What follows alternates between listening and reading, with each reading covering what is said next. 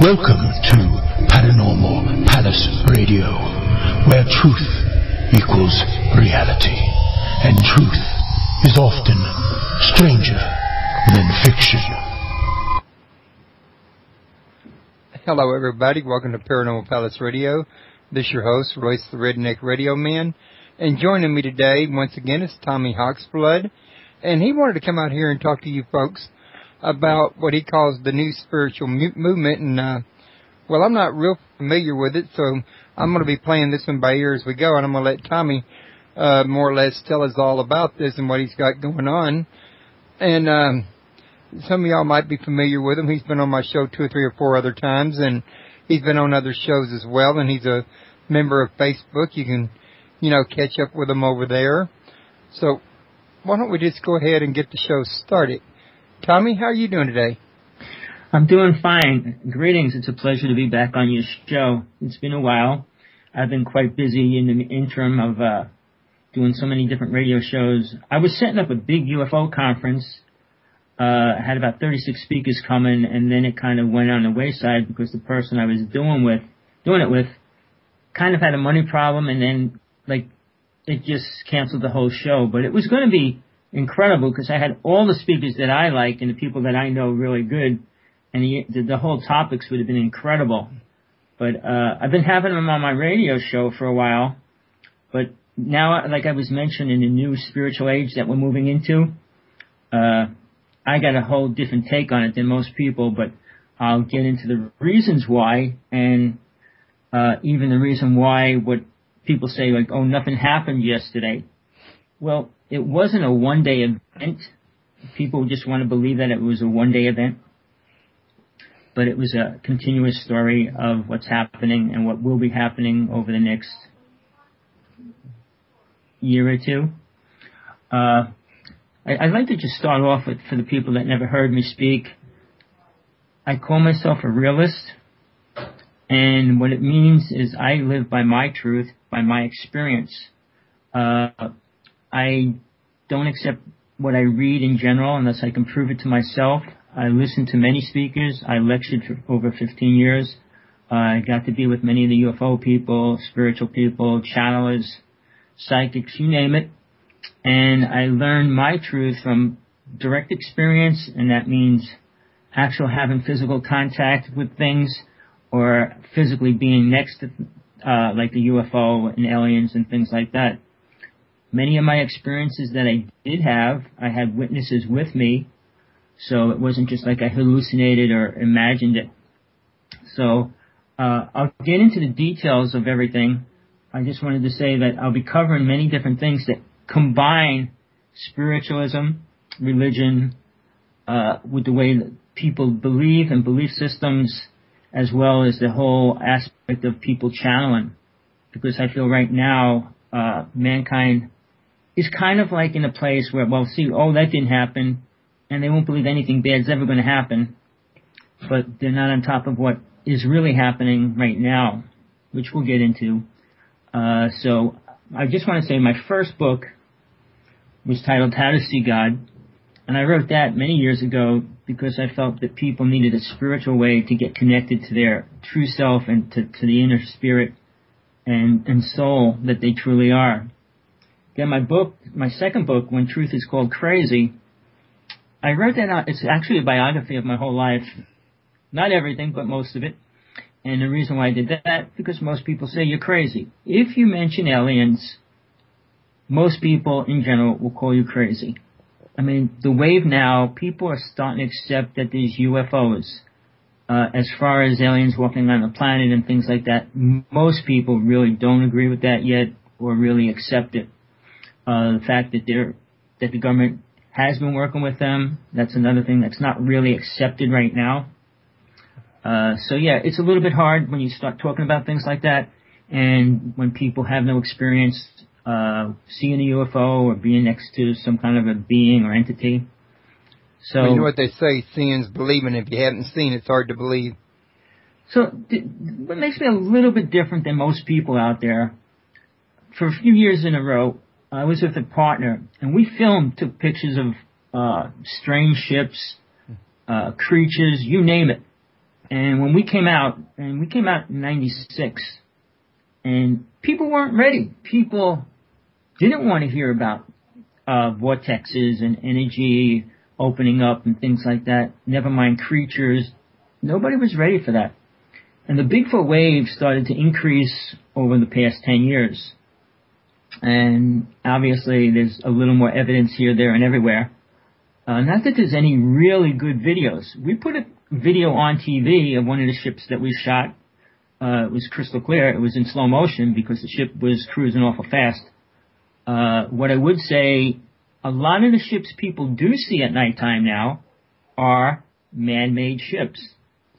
And the reason why I say that, I have a good friend that films ships at nighttime, and he films them battling and things like that. But in the interim, most ships that we see, they move slow. And that's only in the more recent time frame, because the older ships that I filmed, and we filmed them for years in a row, they were moving. And you had to watch it in slow motion to see them. So suddenly all these ships are just traveling super slow, going over the city real slow. I mean, and they still haven't made contact with people in general. So I'm just saying a lot of them are kind of government ships, and whether they want to create a fear, whatever the story is. I mean, when a triangle ship goes over a whole city and a whole state, and then for the government to say, oh no, it's flares. I mean, they either think people are really sick, dumb, stupid, or they just trying to make them look stupid to themselves. So, with that, I want to get into my life, how it started, and why I'm talking about spiritualism. Because right now, well, let me just explain this. Okay. I don't want to go too fast. This whole wave that was supposed to hit us, which hit us yesterday, supposedly, all right, you can look at it. The Mayans said it was the end of their calendar. Nowhere in documents, nowhere in carvings, nowhere did it say the world would come to an end. That was a man-made idea. Maybe one or two people created the idea and put it out there mainstream, and it kind of got pulled into the wave of the end of the Mayan calendar. I'm part Native, and I danced all over the United States for over 25 years. I danced with many Mayans, many Aztec people. I was with the Hopi carriers of the prophecy. They are different. The Mayans do not have the same prophecy the Hopi people have. And, I mean, even that was twisted and people tried to bring that together, saying they both say the same thing. They don't. Then if you take in, like, okay, the prophecy of the pyramids, they gave a date and time frames of the events, but people will only believe something until it's dramatic. Like when 9/11 happened, suddenly, oh, that was real to them. But to this day, I'd say 50% of the people don't have a clue of what really happened. And 25% might believe the truth that it was created by the United States and another country. And then some people just don't care. So we need a disaster to wake people up, the way I was looking at it. Because right now, people have, like after 2000, nothing happened.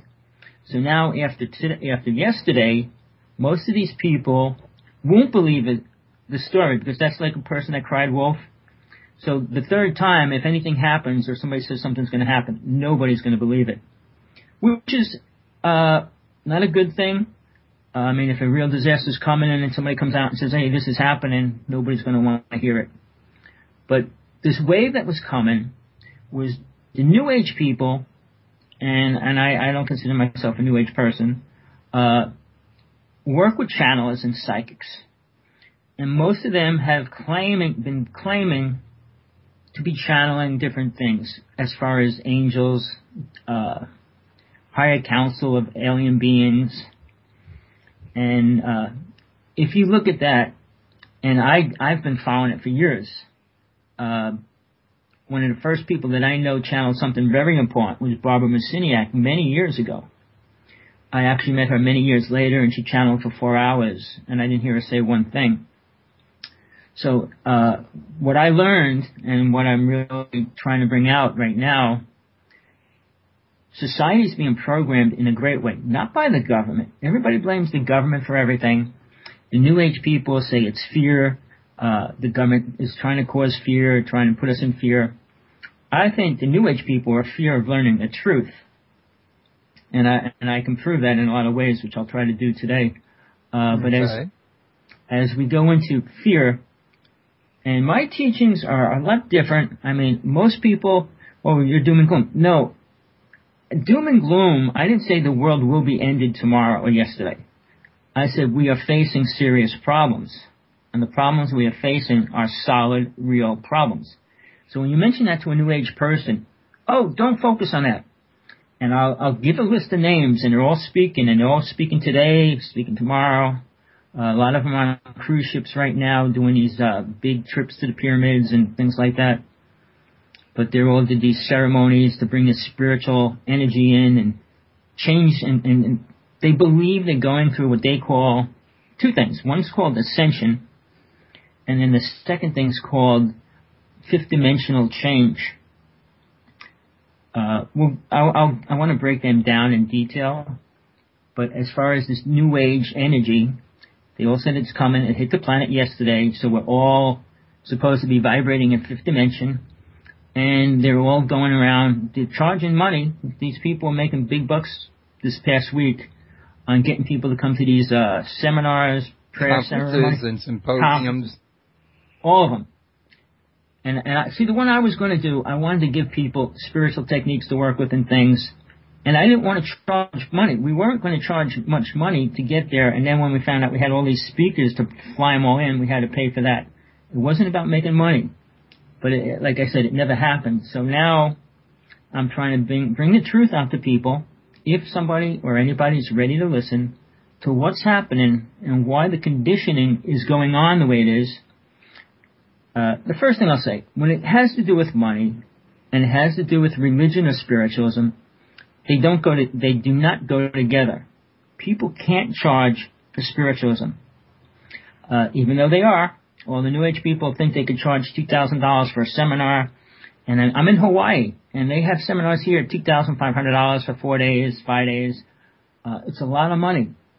So when people say, well, I'm a spiritual person, which they all claim to be, and they're going to bring this light on these people, it's a lot more complex than what people perceive when they hear that saying. I mean, if I'm telling you, I'm going to bring you to fifth dimension, I'm going to bring you through ascension, the funny part is middle-class people are paying. They'll pay anything to go through that or to believe they're going through that. Obviously, the poor people can't afford to go to these things most of the time, so they don't. If they were free, there'd be a lot more people there, that's for sure. But in general, like, the middle class support these people. Just for instance, David Icke was on Jesse Ventura. Yep. And Jesse Ventura put him right on the spot, really hardcore. Because he makes all his money off of people. The same is, I'll get into names, I got to pull up my list, but these people that are charging money for everything they do, and what are they giving the people back? An idea that they're going to be spiritual. So, I worked in, let me just try to go back to who I am so that you don't just think I'm just making up my stories because I feel like making it up.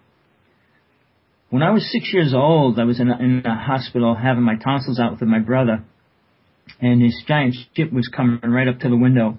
And we were in cribs, and my brother was in the one crib right next to the window, and I was on the other side of the room. And I heard him screaming. I jumped out of my crib, ran over to where he was. I'm only 6 years old. And this giant ball light was coming right up to the window of the hospital.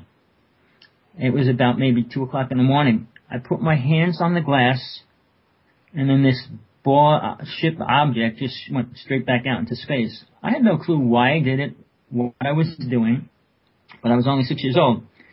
Then over the next 5 years, I was being visited by what I call a deity or angel. I don't know how people perceive or know the difference between them, but that was going on in my life till I was 11 years old. And then I had a friend come over my house, and it was the first time I ever had somebody stay over my house, and we saw an alien in our house. We saw the ship take off. So then my life started changing completely because now I realize there's a lot more going on every which way. And then I started my spiritual quest. But at 14, I was baptized, Protestant. And then I asked my minister a bunch of questions about God, realized he couldn't answer one of them, and I said, this isn't a religion, this is fake. So then I started going through multiple religions for a couple years, realizing very few religions have anything, and this is what you'll find, including the aliens, supposedly channeling, the psychics and all the New Age people, they don't talk about God. The people are trying to erase God out of our thought consciousness. And by doing that, they create a new word. We are God. And then the other statement that they use called oneness. The oneness state means we are all one. All right. The way I want people to relate to the oneness state, look at an ant colony. The queen runs the colonies. They do everything for the queen. All right. They all work for the queen. It's a oneness state. That's how I would say that's what a oneness state means. They don't think different. They do what the queen wants, and they feed her, take care of her, and that's all their life is. So when all these people say we're all one, what are we one with? With the murderers, the killers, the rapists, the child abusers, the people that want to go to war, start a war. We're saying we're one with all them. If you accept you're one with something that's very negative or bad, even the New Age people don't like to use that word, but if you accept you're part of that, it is part of you then. If you agree that all these people on this planet are part of you, I mean, if you're thinking together, if you're supposed to be one, you're supposed to be acting the same, and everybody acts different. And that's what the whole thing that more people want is called free will. So how do you have free will if you're all one, thinking supposedly the same? So this New Age movement saying we're all one, I think is the most ridiculous statement, and I know New Age people hate it if I say anything against it. Because most of my friends, people that I know, they're all into that. I'm into God. I believe there is a God. I experience God. I know there is a God. I don't have to no longer say, well, I believe this and I believe that. I had 4 death experiences in about 10 years of time. I also spent 25 years learning to leave my physical body in spirit, soul, and there's different words. When you first do it the first time, I would call it astral projection.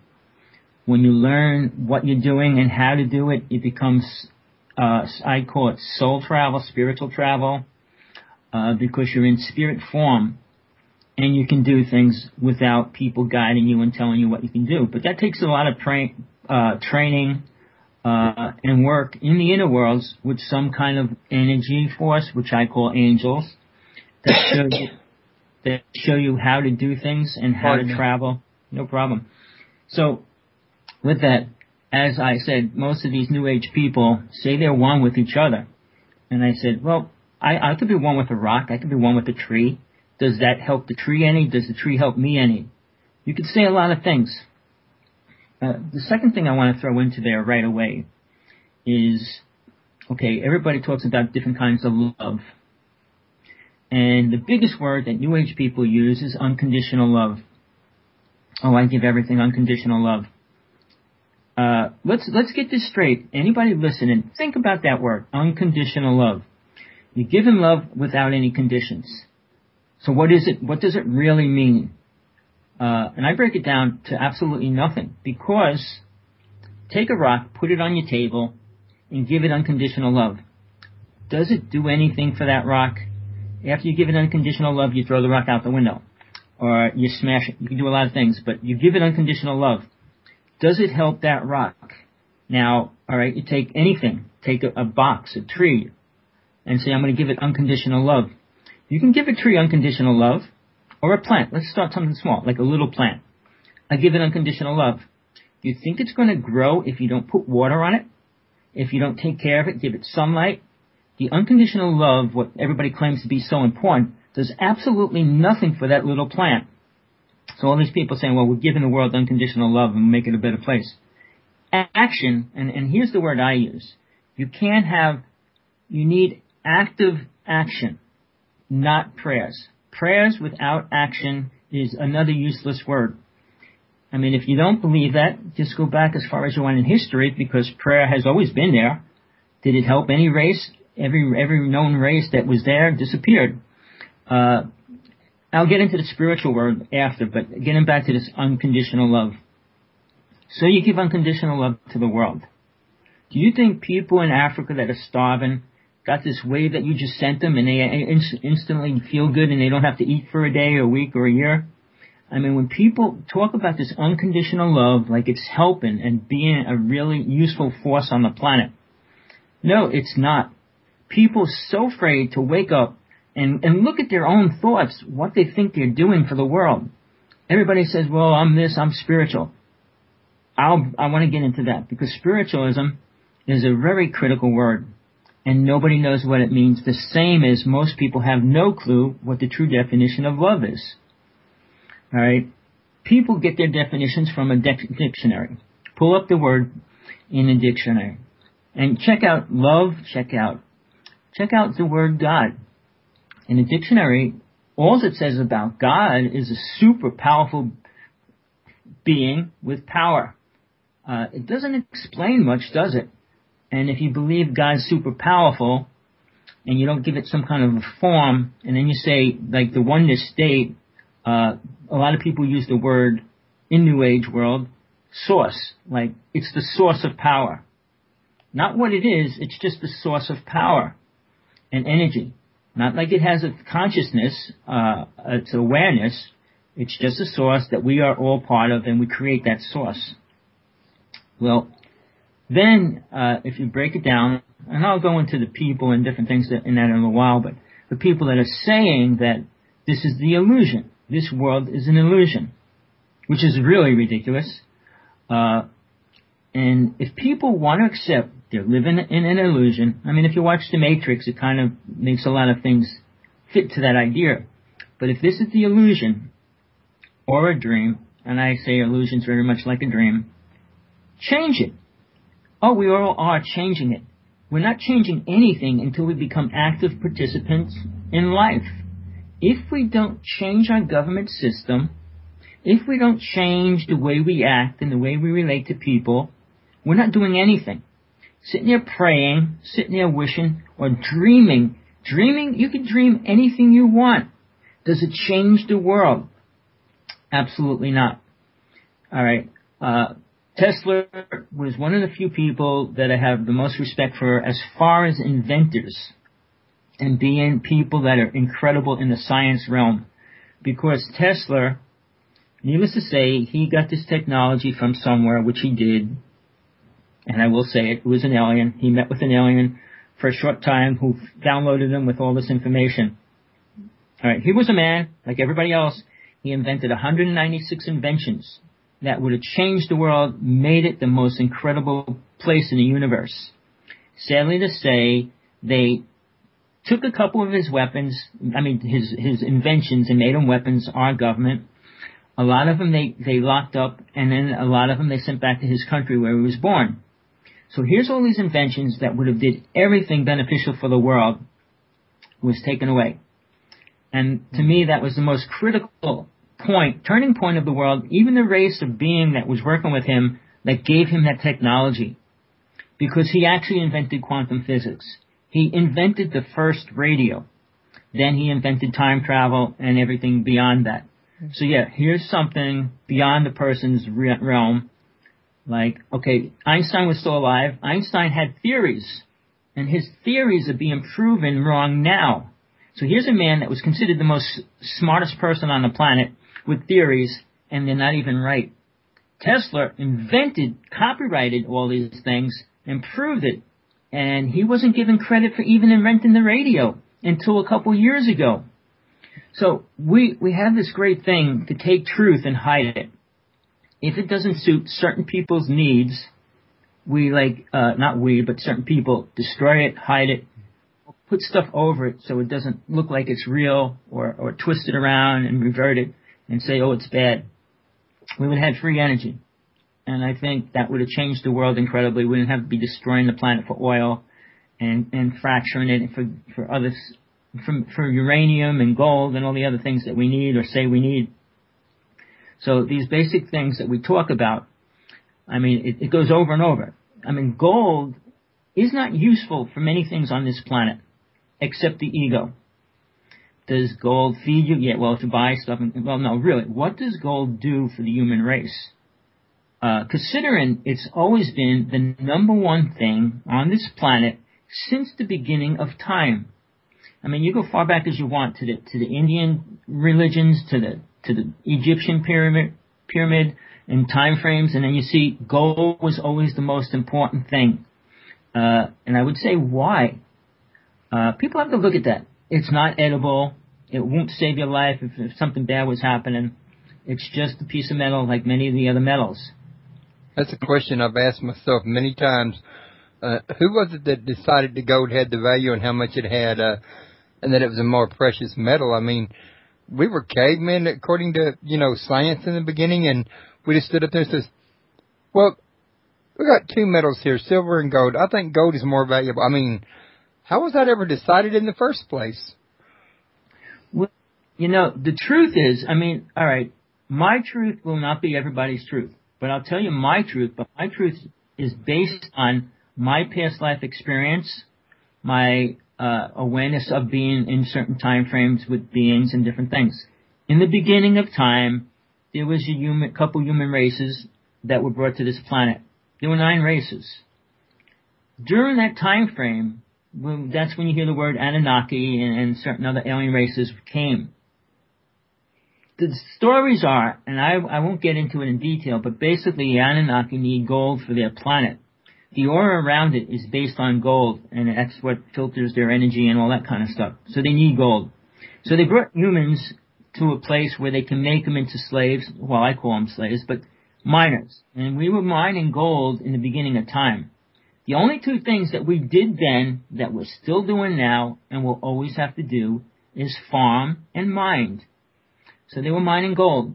But the problem is the gold was leaving the planet for a long period of time. Not that you can prove that right now if the government's giving gold to certain races and that they're working with, but the gold was used for certain things at that time frame. Then over the time, I guess the higher people in power had to have the gold online. But realize, we talk about the Mayans, who were mass killers. All right, and gold was there as their power play as like the ego. So it's a reflection of their own ego, how much gold they had. But they were mass killers. They were never a spiritual race. So even now, when everybody talks about spiritual, they have to turn inside themselves and say, what does spiritual really mean? And I'll ask everybody I meet, so what's spiritual mean to you? Oh, it's what is it? What does it really mean? Think about it. Before I say anything about it, go inside yourself. What does spiritual and spirituality really mean to you? All right, and here's the problem with it. I'll break down the problems first. As we go into religion and spiritualism, they're separate. The spiritual people, the New Age people, say that religion is false and dogma.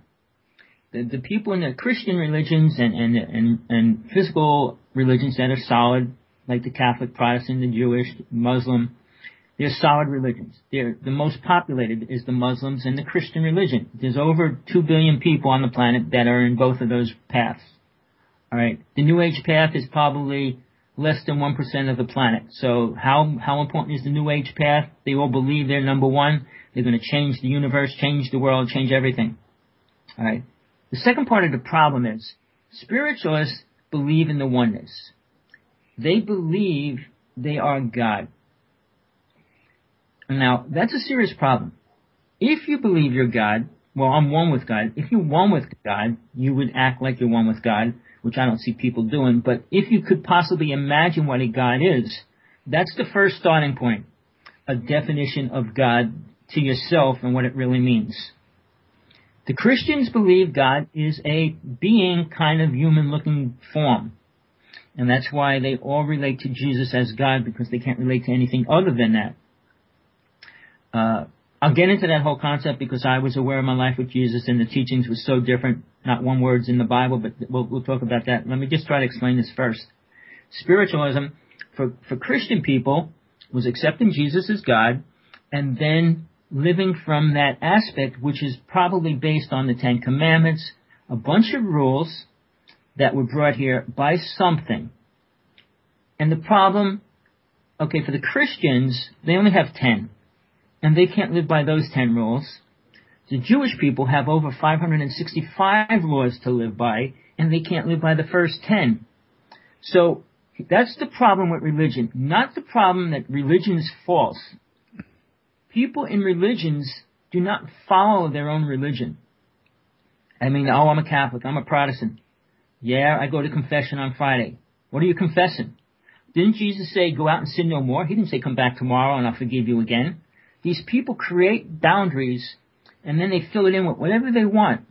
So religions have become abused by the people that create them.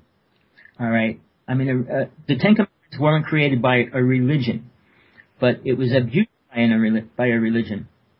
So now we've got the New Age people that say their dogma, they follow not a real God, they believe in dogmatic rules and laws.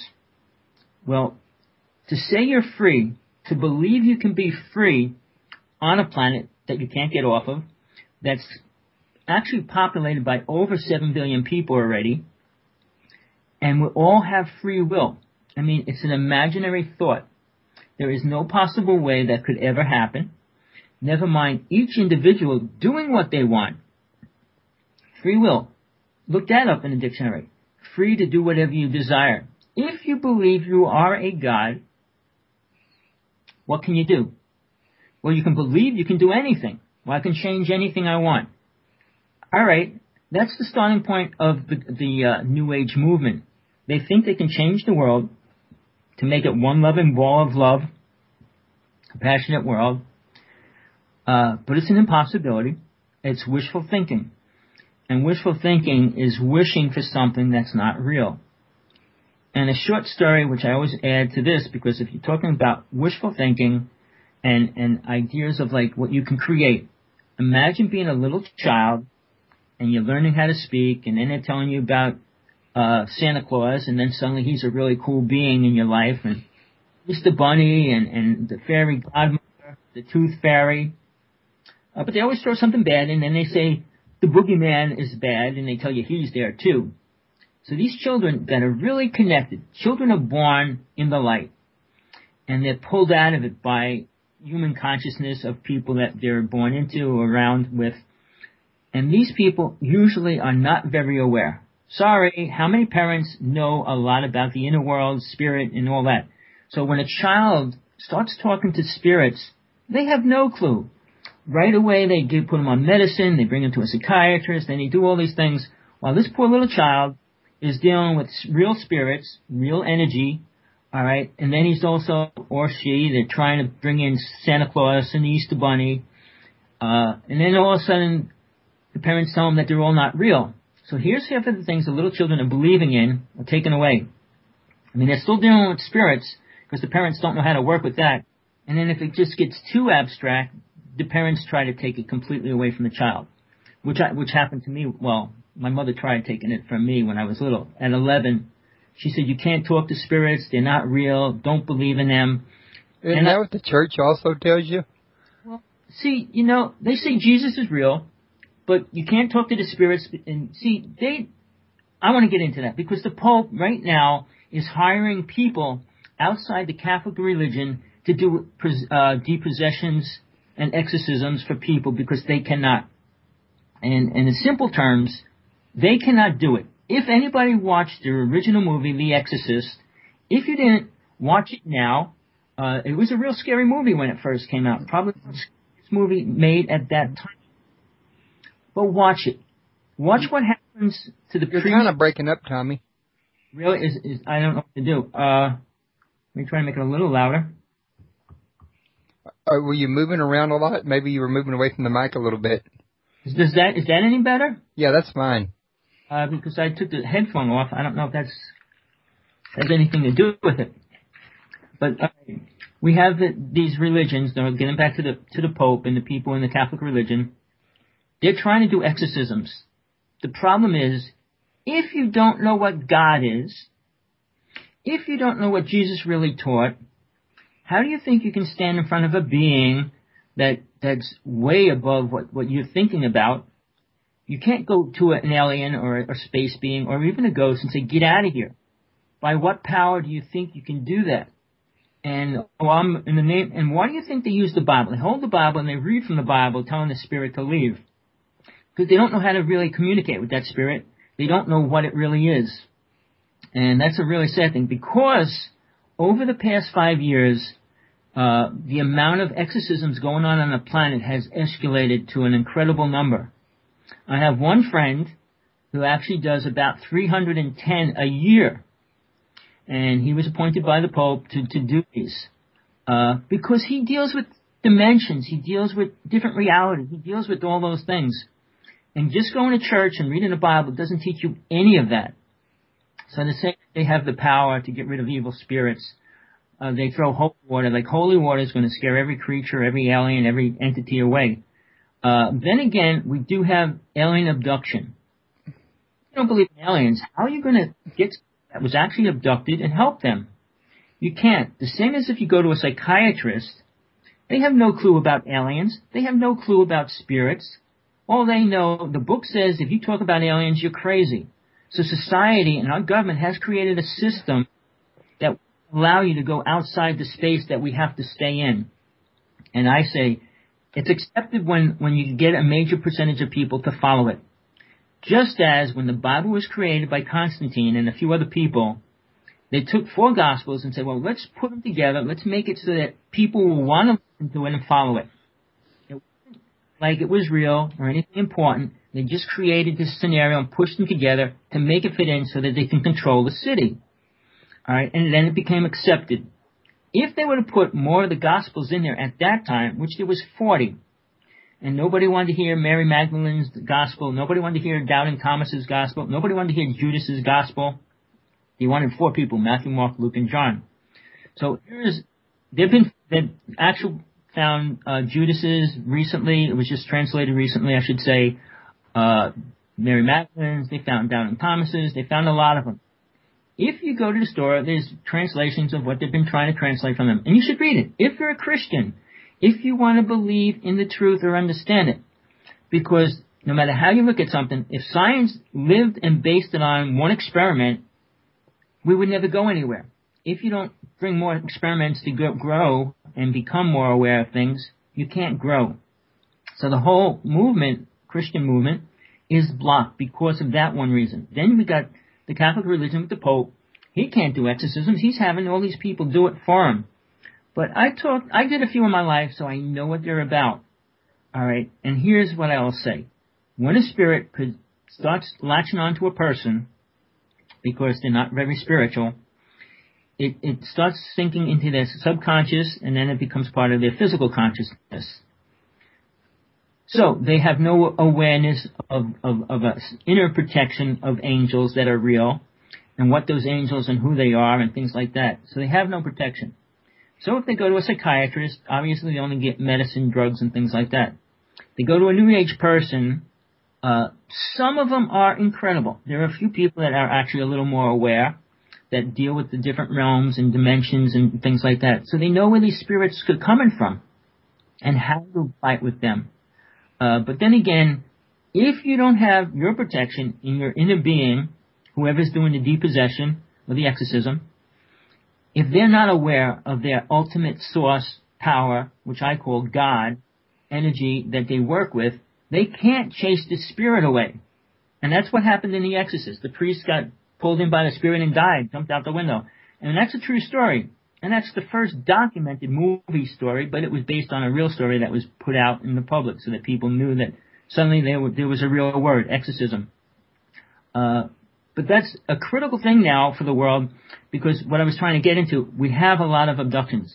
I've been working with alien abducted people, and that's so different, because I was doing hypnosis when I was 14. I studied under Kreskin. I started doing magic. I was doing stage magic too, but I was doing hypnosis, and then I met an army hypnotist who actually taught me how to take it further, because it was like stage hypnosis I was doing from Kreskin. And then this army hypnotist was actually a hypnotist in the army. And he told me how to work. But I was teaching him magic, and he was teaching me hypnosis through different techniques. Because in the army, they were doing tests way back, and I'll go against some people who I'll mention later, that swear and say you can't be forced to do anything that you don't want under hypnosis. Well, they call it deprogramming and reprogramming now, what the Army does. Certain people say they don't know much about the truth about hypnosis. You can get anybody to do anything you want with the right conditions. And they did pass a lot of laws, and they try to keep people, when they put people under, that there's always another person there. And you should have somebody else there, because anything could happen. All right, I hate to bring everything together so fast, but when you bring healing from another person is allowing them to use your energy. The same as a hypnotist opens themselves up to this other person and allows them to go inside them. So right there, you're an open target for different things to come inside you.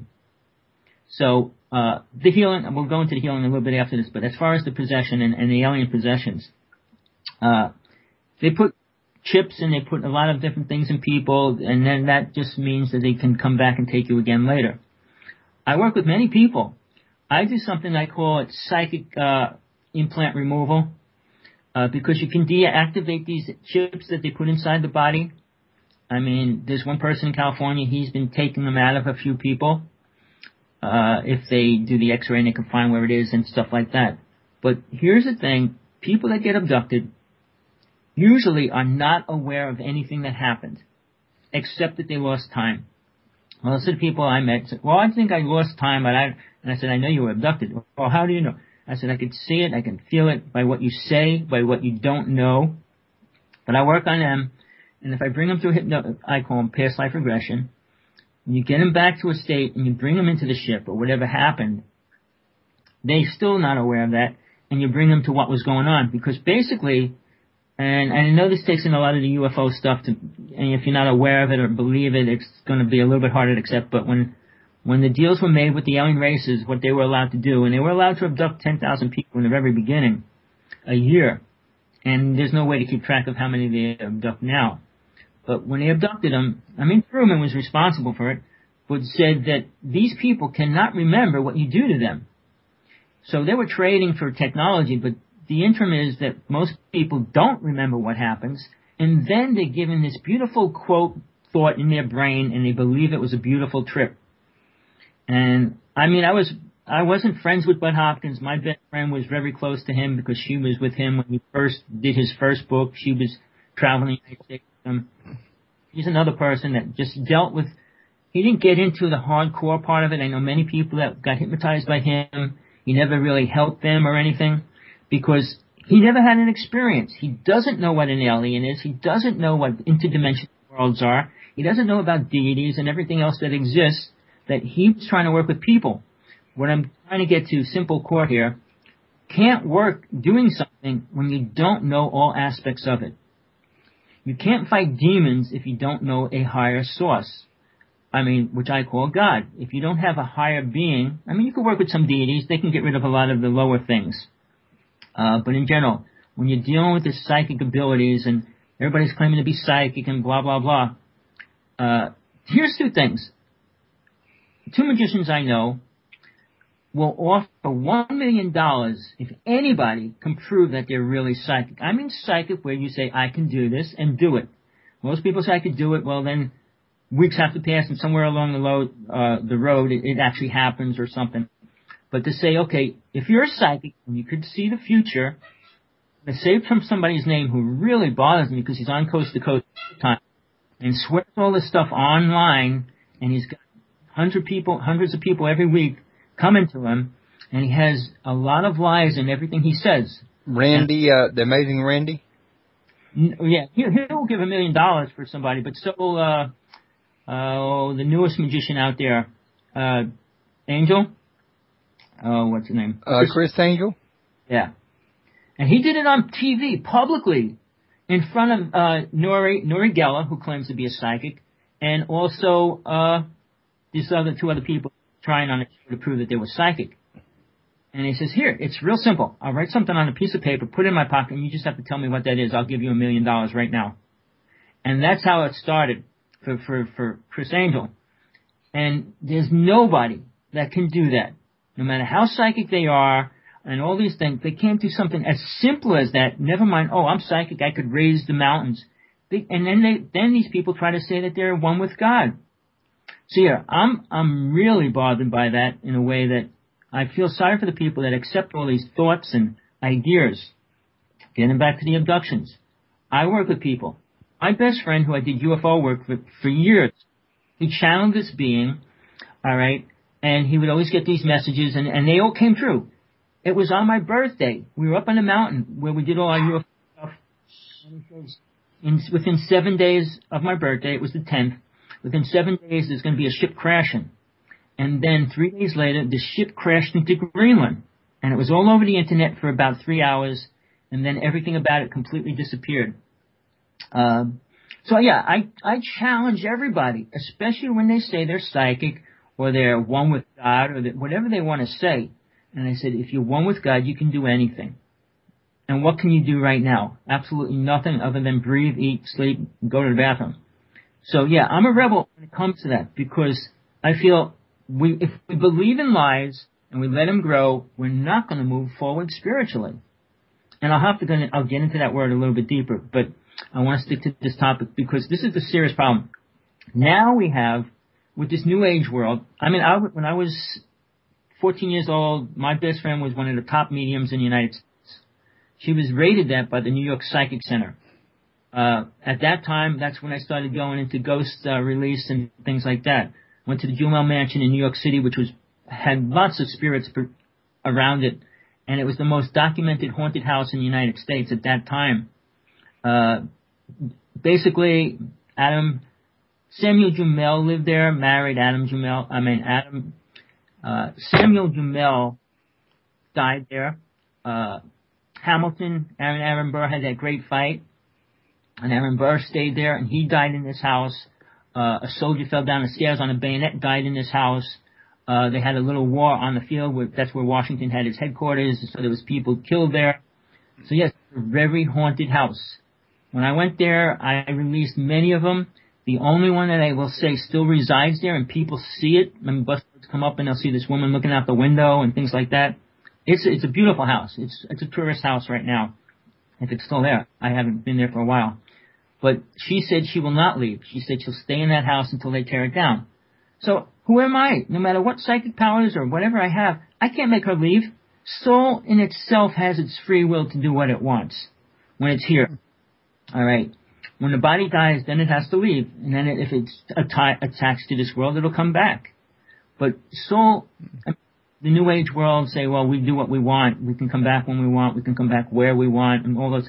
That's not up to soul, even though they believe it. But getting back to the Jumel Mansion, I freed about 7 women.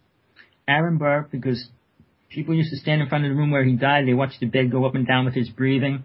You would hear people running across the stairs, and the spinning wheel would start turning. It was a great place. I had fun there. We went there for about a year straight. We almost did a movie on it and a lot of different things. 20th Century Fox came out there with a Ouija board, and they saw my friend channeling, and he says, oh, we got to use her. And then they decided to do a movie with us and stuff, but that it all fell down in the tubes. But again, I don't want to go too far deep into that, but it was part of my life. I was aware. I was working with spirits, but there came to a point when I said, working with spirits is not going to help me move spiritually forward, and it's not going to help anybody else except those souls that are stuck. So I changed it and started my spiritual quest again. Started going into all different kinds of teachings and working with different kind of spiritual beings on the inner worlds and spiritual masters on the physical world. Yeah, when I talk about teaching and things, I'm not just saying it I want to. I'm not doing anything I do to make money. Everything I say is free. I'm trying to give my first 2 books to anybody that wants them free. I'm not here to make money. I'm going to leave soon. I don't want to be on this planet forever because mankind is abusing everything they have, including their awareness. They're allowing it to be programmed, taken away, conditioned like everything's beautiful, everything's okay, everything's going to be great, and we're going to be, if we accept that, we don't move forward. Again, without action, we can't move forward. Prayers and belief without action is totally useless. You can believe whatever you want. If you don't get active and do something and be a part of things and try to change things that aren't right, or the things that you feel right, make them better, the world can't change. This wave that came and went, All right, so there's this new energy here. It's just like any other day. You wake up, you get out of bed. What are you going to do with your life? What are you going to do? Are you going to be aware? Now, if you become a New Age person and say it's all an illusion, it doesn't matter, like Eckhart Tolle's stories and teachings, who Oprah really promoted and brought him up really up there, about like, oh, it's not really important. I don't want to get into Buddha. My partner's a Buddhist. She's a Lama. But we debate. We can't talk freely because she has her set things. When you're setting something and it's written down, you really can't grow much further than that. Like if you take Edgar Cayce's documents and like Rai Sitchin and take his book as a Bible, you can't move beyond that. He didn't create the Atlantis. He wasn't the person that started. He took a thought that was there from Constantine, who was the first person to mention it, and created a reality for it, and mankind has adapted and really molded it into a belief system that everybody accepts. I will say, when I was in my first lifetimes on this planet, there were 9 races here, and basically it was called, I won't say that, but it wasn't called Atlantis, but that's what the time frame was. These beings, multiple colored races, I mean colors like red, blue, green, brown, white, yellow, the races that were there were 9. And then 5 of them left. And those 5 that left were spiritual races because they no longer could stay on this planet because it didn't vibrate high enough for them. The same as God come into this world without destroying it. We don't vibrate high enough. And even with this wave, now we're in 5th dimension, no, it's, as long as you're still talking about 5th, 10th, 12 dimensions, you're not even close to being aware of spirit. So that energy would destroy the planet if it ever came down here without going through all the other realms before it comes to the astral plane and into the physical world. So when these people go on about spiritual in this wave, and we're all going to be spiritual, we're all going to be knowledgeable, and have this great wisdom, what's this wisdom going to lead them to? Building better spaceships, building bigger houses. I mean, they don't know what population means, how to control it, or how to use it in a beneficial way. If you go around the world, it's different. So people in the United States, which is a lot of the New Age people, don't want to think about Africa, China, and other countries. They rather accept everything is beautiful. And if you call from somebody in China, oh, we're all over the world. No, the New Age world is such a limited number. No matter what they believe, what they tell everybody else. Oh, we have 1 million people following us. 1 million to 7 billion is a lot different. So the New Age world, which has taken over the world, slowly, the people that have money, the middle class people, and brainwashing them to believe they're God, so that these people don't do anything, being created where people are so pulled back. And then we have these great writers and speakers coming out telling more lies and stories. So yes, I was involved with conferences. I met a lot of these different people. I listened to the stories. The stories are great, even with all the whistleblowers coming out. Here's something that I learned. And I'm friends with a couple people, I'll get into that later, who's going to bring the most important information to the world probably next month. But other than that, these people that are coming out with these stories, does it help us? Is it beneficial? Is it going to do anything for us? When a whistleblower comes out and says the government's working with aliens, does that help us at all? The only thing people should think, if the government's working with aliens, why? Not what's it going to do for me, because obviously it has nothing to do with you. They're building ships, they're going to other places, not because they want to bring you there. And the only few people that might get there is the multi-trillionaires, because they have their... I'll get into that. I'm trying to go slowly across this stuff because we've got a little time, but there's a person out there who's actually building space shuttles. He has 2 up there, and the government, our government, is giving them every UFO file. When they get a call, they direct it to him. He sends his people out to investigate it. And this is called the Skywalker Ranch, and the guy's Bigelow. You need to track him. Everybody pull up his name, look up who he is, how much money he's got, where he got it from, why he's involved with the Skywalker Ranch, why the government's given him all the rights to all UFO information, then he is the only one that can send a weapon up into space. Isn't that amazing? Because government-wise, we have a world union where we can't send any weapons into space right now. But then again, look what South Korea just did. They sent a rocket up. They could have had a nuclear bomb on it. So yeah, we say all these things. People are supposed to believe it. And then we have the contradictory to everything that's happening. So yeah, pull up Bigelow. Check out what he's doing. All right. He bought MUFON's information out for a year. He gave them like $800,000 for all their files. So yeah, he's working in the mainstream with UFO information. He's on top of every UFO thing that happens. His crew's out there. And I think people should check into that. While I'm saying that, please, everybody listening, watch every show Jesse Ventura put online. All right, on TV. He's on every Monday night. Watch him, because he's releasing information that everybody needs to know, whether you're a New Age person or not, whether you're a religionist or not, or you're just a person and you have no religion. You need to watch what he's showing. He showed the underground cities that are inside the United States. He showed one, went inside it.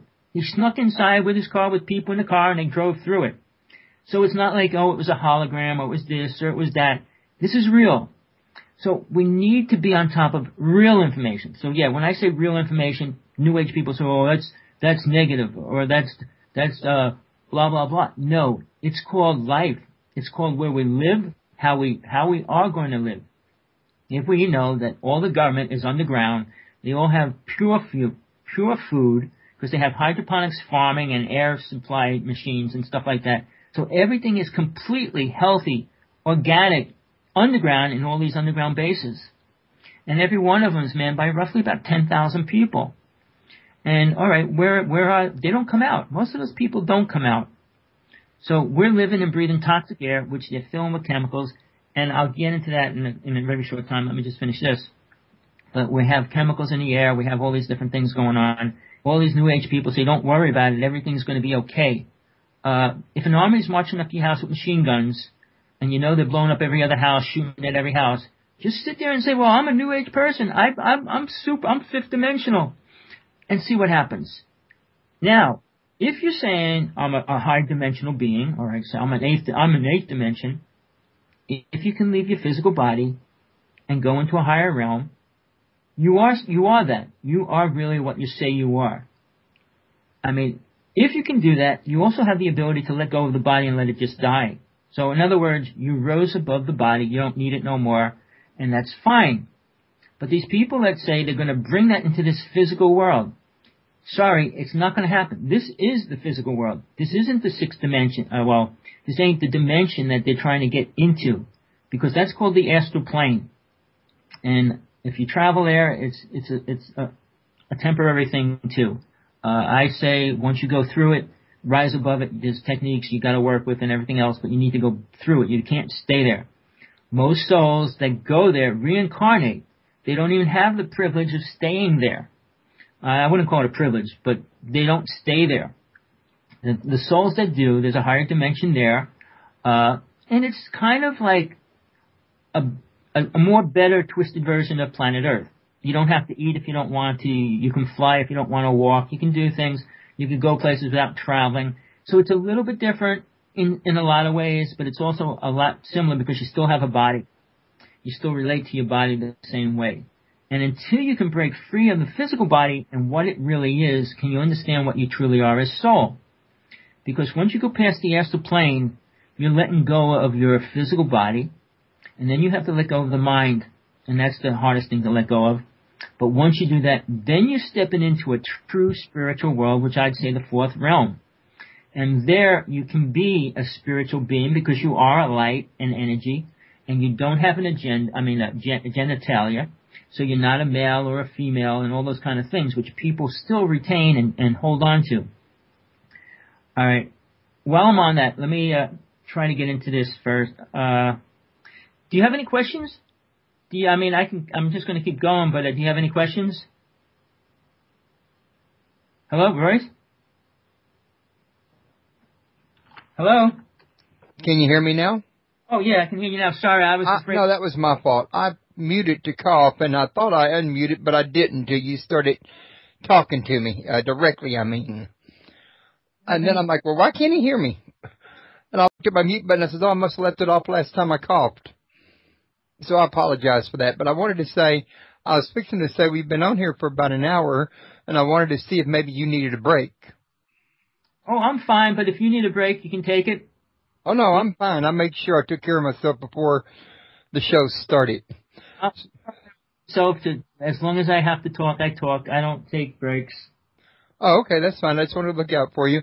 There have been some questions that had come to mind, but I didn't want to interrupt you to ask them. Some things that are, well, some of what you're teaching is not standard or traditional, but you did say in the very beginning that, your approach to all this was unique. I'm thinking what we might want to do is allow you to continue on, and if we need be, bring you back for another show in a question and answer format, in other words. Oh, sure. That way you'll get a chance to get it all out, in other words. I'll get as much as I can out because I'm trying to bring the relevant stuff pertaining to what's happened because of this 2012 thing. My teachings are different. I really plan on doing a series online of my teachings and not my teachings, but just ways for people to get in touch with spirit and understand how they can do that and things without getting involved with religions and all those other words. But getting back to where we are, we're at this time frame, and the Earth is in critical massive destruction. Not that it's going to blow up, and not that the Earth needs us. Well, we got to take care of Mother Earth. No, Mother Earth is a planet. It doesn't need us on it at all. It never needed us on it. Whereas the more we get put on here, the more we take it over, the more we destroy it. All these New Age people say we got to help the Earth. No, you got to stop destroying it. That's all we got to do. We don't have to help it. We leave it alone. When you build a dam, it stops water that feeds its cycle. It's like a vein. If I cut your vein, your blood pours and goes somewhere else. The veins and the streams, the rivers, and everything of this planet is in so much imbalance that mankind has done nothing but destroy that balance. And with technology, obviously, we could blow the planet up. I don't even want to go there, but yes, we have the ability to do that. I mean, we actually, and I got to make sure that I say what's happening with this whole why 2012-21 really didn't become a big thing, if I don't say it. But let me say, as far as the Earth is fine. It does what it needs to do for itself always. It doesn't need somebody to tell it what to do or stop it from doing what it does.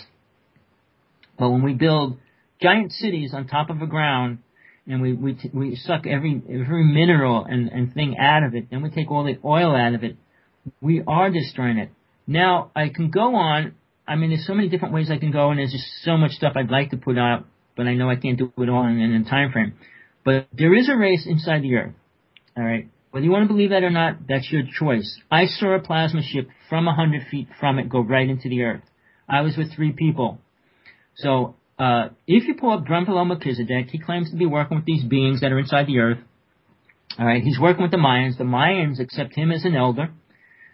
He claims a lot of things. I don't believe half of what he says because he was supposed to bring that race out to the public this year, and that still didn't happen. But this race isn't going to help us. I'm going to try to get to the real hardcore part of it. If you believe that a race that lives inside crystals inside the Earth, and they drive these green plasma ships and come out, are going to help us, what are they going to help you be or do or what? If you want to live in a dream inside a crystal, inside the Earth, yeah, they can help you. If that's your goal, if that's what you want to be. If you want to be a spiritual being, getting back to the God source where you came from, it's not going to help you very much. Keep you in another place, just like the astral plane will, or a dogmatic state when you're not willing to look any further. Sure, you can go in a crystal and dream all you want, but you can close your eyes and dream all you want too, if you want to live in a dream. Again, Buddha taught the oneness state. He also talked about the bliss state. The bliss state is outside of the physical world. I mean, the physical world. When you step out of your body in spirit form, and you go into this current, that's what Buddha talked about, and that's called the bliss state. It's the starting point of a spiritual traveling ability and how spirit starts to learn to travel. There's a serious problem with that. I don't think Buddha actually got into it. I mean, I listened to my partner. She's a nun, and a lama, sorry. And I could ask her those questions, but there's a lot of things that they don't get into. Like, when you're in the bliss state, that's the highest you can attain. If you stay in the bliss state, it is the highest you will attain. Not it is the highest state you can attain. Because when you go through the bliss state, because in the bliss state, let me try to describe it real fast. There's energy that comes out of God, and it goes through all the worlds and slowly comes to this planet. And there's another ray that comes from this planet, goes all the way back to God. All right. And then there's a center, which is just the neutral energy. Souls come down on the one and start traveling back on the other. But if you stop in the middle, in this bliss state, it's beautiful light and sound. That's all there is. When you step inside that, that's all you know. If you go in that state without a full awareness of soul, how to travel and things, you will stay there because you no longer think there is anything else, and it is everything that you think you want it to be. And that's the first thing that you'll learn when you start traveling and you're facing different gods on the inner worlds. They'll say to you, I'm all that you search for. I am all that you seek. And if you believe that statement, you won't go past them. And the lower gods, which isn't God itself, I call them more so deities, but they control realms. And each realm has a teacher, God, and somebody that blocks you from going into the next. Just like kindergarten kids can't go into college. There has to be a thing that you pass through. And then it's not like, so I raised my vibration, now I could go to the highest realm. When people travel, and I learned it through 25 years of travel in these worlds, when you travel into these different worlds, the astral plane is the hardest to get past. Because there's only one way you can go through the astral plane. And something that people don't talk about is the silver cord. The silver cord's been cut. You can go anywhere you want. But you can't cut it, and you usually won't be allowed to until you're able to travel beyond that plane. So what the Bible says about the silver cord is not actually true. You won't die if it breaks. It's still, man wrote the Bible, not God. And Jesus didn't write the Bible either. The silver cord is what keeps you connected to your physical body. It's like if you're driving in the car and you jump out of the car and think you can drive. No, you got to go back in that car. So what keeps you attached to that? Because if everybody that left their body didn't have that, there would be all these souls in the astral plane screwing around and making things worse in a higher place. And they don't want them there. So until you learn how to drive, they're not going to put you on the highway. So you're stuck here. And when Shirley MacLaine came out about the book, and then she did the TV show about Out on a Limb, and she talked about the silver cord, I asked people, you travel, how far do you go? I go anywhere I want. I could go through all the worlds. Your silver cord? I don't know. I said, it's real easy. You look in back of you, and you'll see glitter, and you'll see sparks, you'll see light, you'll see different things. It looks different to a lot of different people, but it's still a connection that connects you to your body. And without that, if you stepped out of your body, you'd be under the open attack by everything around you. Because the angels and the deities that you work with teach you all that before they let you go. And that's why it was put there. God doesn't create problems. It creates reality that helps us grow if we follow what it gave us. So the silver cord, I cut it. I cut it a long time ago. And then I stood before Jehovah. Jehovah is the God on the third world, and so is Brahm, Kal Brahm. The God's there, whatever name you want to give it. All right. You have to go in front of it. And it's not like you're standing in front of Joe or Peter or some friend of yours. No, this is a God, all right, because it's in a different realm, different vibration, much higher than you are. And to go past it, you have to do something. And I won't tell anybody that does it how to, because each person has to figure that out to get past that, or they can't go through that. Basically, in simple terms, you have to raise your vibration to that level, and it has to be there. You can't just say, I'm fifth dimension or I'm 10th dimensional being. No, you have to raise your vibration to be that, to get through it. So, but once you cut that silver cord, then you are free to travel. You can go into the realms, and then you get confronted by the next God, and you have to do the same thing to get past that God on the third realm. People don't talk about that because people don't go there in general. I have met few people that have the trips and have the experiences, and they know it. Anybody that has gone past the fifth plane realm and that's where you actually become God realized, not the make-believe, oh, I'm God realized. No, you can't realize God until you actually experience it. And to say you're God realized, explain God. So that means your realization of what God is, and you're only a part of it. You aren't that. All right, you're a small part of it, and a very, very small, minute part of that, to say the least. So when people talk, I've been doing radio shows, I've been doing the talking, I'm doing my books, but I'm really getting tired because people rather hear lies. They'd rather hear that they're a spiritual being, they're going to bring God, they're becoming God, or they are God, and they can do whatever they want. But look at the world. I say realist because I'm a realist. I look around. I see what's happening. I watch the amount of people that get killed, child abuse. I look at the amount of people starving. Are we spiritual? Who's spiritual? Claim that you're God. Heal the world. Heal the ocean. Purify the ocean. So when people go on and on about who they are, what they are, and I'm bad, I'll say prove it. They don't want to hear, oh no, you are. Now, I'll get into one person in particular right now. Barbara Mack covered the whole thing today. They're doing this whole spiritual unfolding, going into the new age and all that stuff. She says a lot of stuff. Just like, I don't know if I'm going to have time to get into all the names. Maybe I shouldn't. I'm not slandering anybody. I'm just telling what they say and what I know is truth. And okay, it's my truth, but then again, you can prove whether it's true or not to yourself. And no matter what you hear, who tells you it, you need to prove it to yourself. If you can't get out of your physical body, I can't tell you anything about spirit because you'll never understand it. Until you have an out-of-body experience where you even know what soul really is. Because when it steps out of the body, it lets go of the physical brain, it lets go of the physical heart, it lets go of the physical nervous system, it lets go of all the things that control the body, which is a robot. So, yeah, I give techniques and I try to work with that with people and let them call me, talk to me if they need to.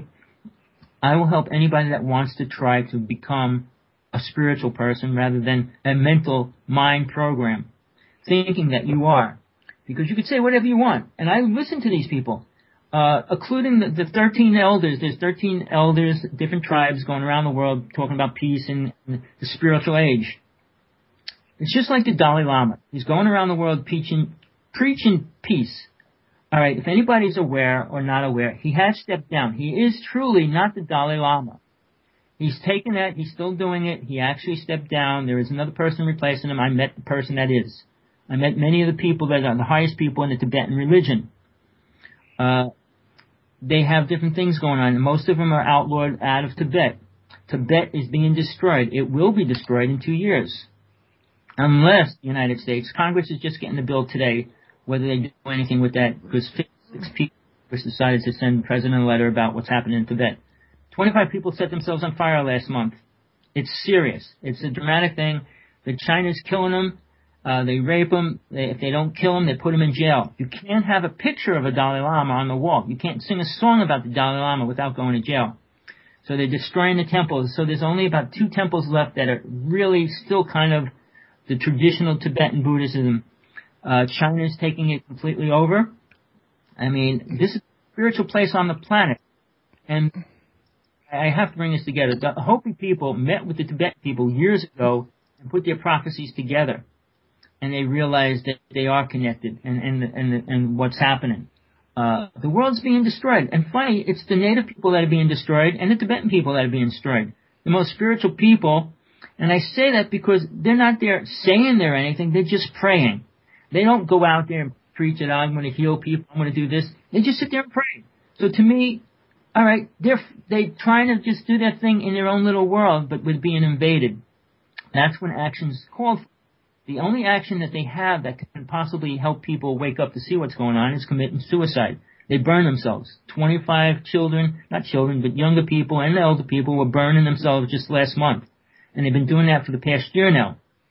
They're begging for the Dalai Lama to come back. He cannot. Like I said, he's no longer the true Dalai Lama, and if he did, he would be killed anyway. So we've got a horrible thing going on there. And we're talking about spiritual. The native people inside the United States are under the worst depression as far as any other people inside the United States. Just last year alone, 300 children committed suicide.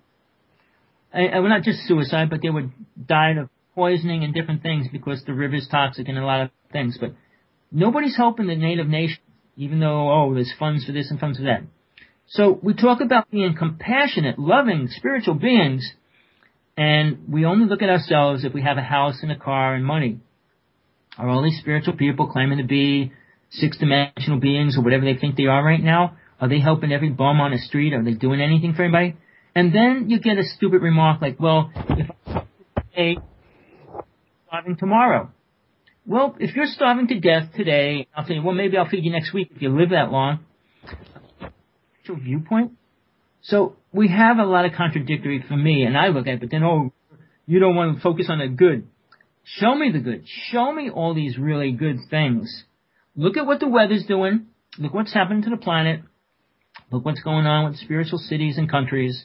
And then say, we're really going to take over. It's going to be a spiritual world in the next couple of years. She actually said, who I'm talking about, said that by 2016 we'll be the spiritual center of the universe, blah, blah, blah. It's all wishful thinking. We are moving backwards. If you look at the people, the children dying and the crimes and everything that's going on the planet, we're moving backwards. Two things. The Ten Commandments, no matter who brought them to this planet, and this isn't a religious statement. You might right away, the Ten Commandments are your religion. No, it's called, it fits with the word morals. There was 10 morals given to mankind to survive, not to be spiritual. It doesn't say anything in there in the Ten Commandments about being spiritual. It does not say anything about loving people in the first 10 Commandments either. It's all talking about respect, honor. All right, those things the world needs. When people say they're spiritual, if you don't respect the world, you can't be a spiritual being like you say you are. As far as Jesus, he walked among the poor, the poverty-stricken, and things like that. And a lot of New Age people, I'm not going to go into the ghettos or this. It's a reflection of who they say they are and who they really are not. All right. Then the second part of that, when they ask for money, they're not talking about God. They're talking about their ego and their house that they want to build or the house that they want to get or whatever. We have to move into a place where actively conscious of what's going on the planet, what the government really is doing, what people are doing in parts of the world. We can't just say, because I believe I'm spiritual, that the world's going to become spiritual. It's the biggest cop of life anybody could create. New Age people, more and more are being pulled into it. And what happens is, and it's not going to happen for a while, but once the consciousness is reached, the general acceptance of it is accepted. Like it's not a religion until you have enough people following it when it becomes a religion. Now, the same with conspiracy theory. Conspiracy theory is only theory. I mean, it's accepted, it becomes reality. So if there's only 10 people believing in something, it's a conspiracy theory. But if you get 10 people believing, then it's not a conspiracy theory, then it becomes a theory. So our consciousness, the way we mold words, we create these realities that we believe we're living in, are shallow and so unconnected to the world we all say we're connecting to.